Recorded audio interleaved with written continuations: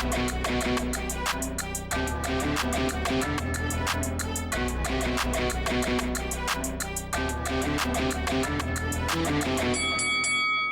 guys, welcome to Boxing Squared for boxing news and views from around the internet.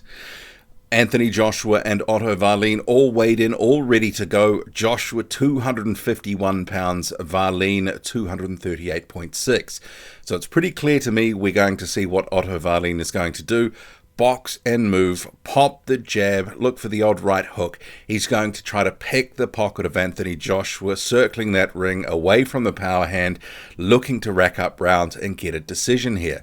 Let's face it, after all, that is his bread and butter. Valene doesn't really have any knockouts at approaching world level, and it is a case he is going to have to, his path to victory is via decision by getting enough rounds.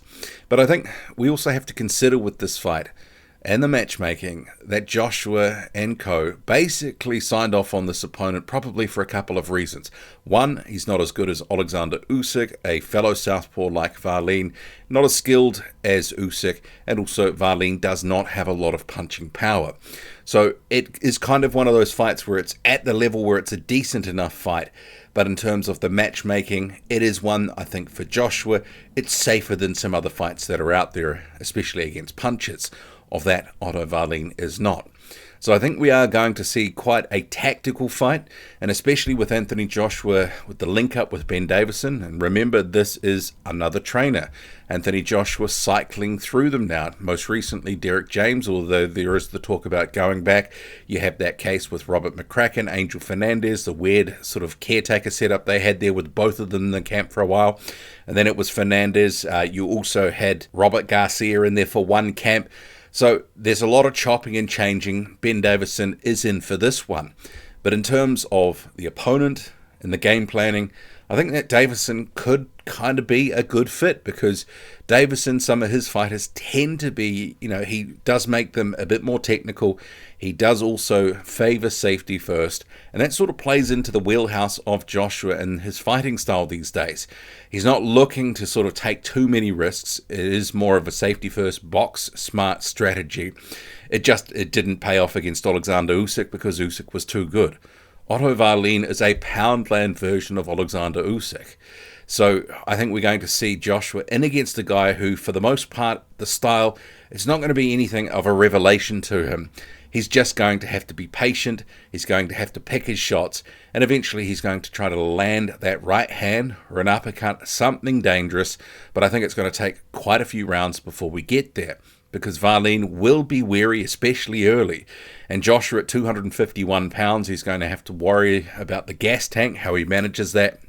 But I'm not expecting him to go out there looking for a knockout, try to blast him out, try to just let his hands go. It is going to be calculated. He's not going to be wasting any effort. I expect that he's going to try to make Otto Wallin try to make some of the fight as well, rather than Joshua just tracking around, following Valene, not cutting off the ring or anything like that. I think it's going to be a case Joshua will try to get him to come to the center of the ring, because after all, Valene wants Joshua to fight his fight. And I think Joshua knows that actually, I don't want to just be playing into this guy's hands here, getting a jab popped in his face. But the thing is, we have to realize as well with this fight, Joshua's the one with the height and the reach. He's got a couple of inches in terms of the reach, an inch or two in terms of the height. He is a guy that can let his shots go, the jab in particular, and probably, relatively speaking, not have too many issues actually landing the jab if he's in range. I think Otto Wallin, there is this myth that he is unhittable, or at least that he is probably better than he actually is. Wallin, don't get me wrong, is a very good fighter, but I don't believe he's in that top echelon. Salita, his promoter, and also Valene himself have been talking about that he's in the elite, all that sort of stuff. But you have to actually look at what we've seen in recent times. And for the most part, it's been a lot of inactivity and against opponents where he sort of fought to their level. He did have a very good fight in terms of the performance against Murat Gassiev most recently, but Gassiev, a different fighter to Joshua, much smaller, Otto Wallin was able to utilize his tactics because he had all the physical advantages except the punching power. He was able to make the most of that height and the reach and using the ring. Joshua is the taller, bigger man in this one, and I think he is going to actually make it count. I think that it will be relatively technical for the first half of the fight. They're going to be a bit of back and forth, probably splitting some rounds, probably quite a few low volume rounds. And then we're going to see, as has happened in some fights, Otto Wallin tired just a little bit down the stretch.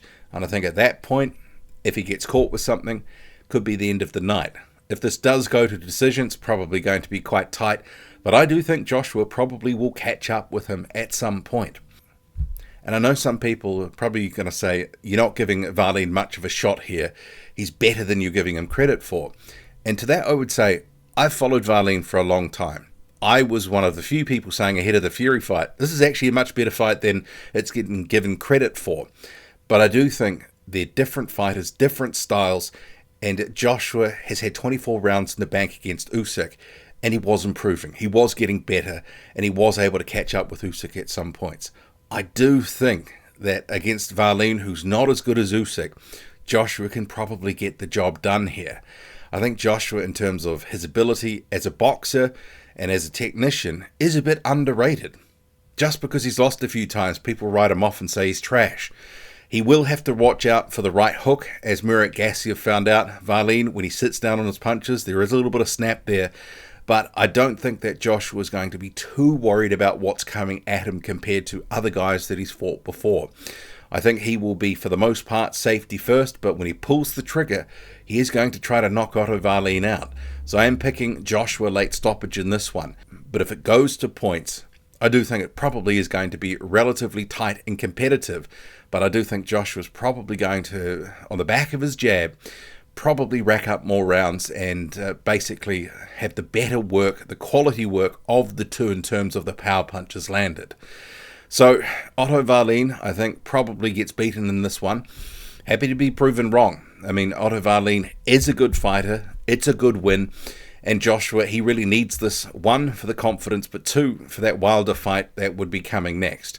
And if he can get a big knockout, it's going to get people talking and people amped.